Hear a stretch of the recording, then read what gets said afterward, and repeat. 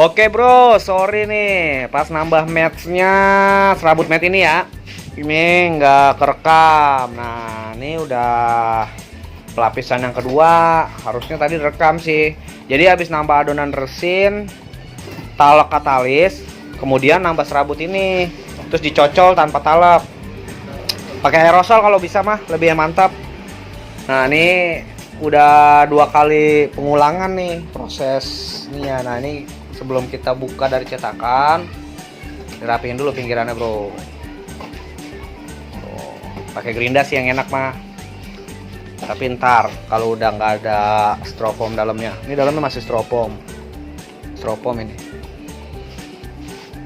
bro. Lanjut lagi, kita proses sampai tahap nanti pembukaan. Gimana cara buka mal cetakannya dari styrofoam ke fiberglass, patung ondel-ondel ukuran 160 cm tingginya ya bro. Lanjut, jangan lupa klik di like, subscribe jangan lupa ya. Buat teman-teman, dukung terus channel Rifki Albani biar kita semangat ngasih tutorial terbaru. Thank you guys. Ini udah dibuka cetakan, jadi styrofoamnya dibuang.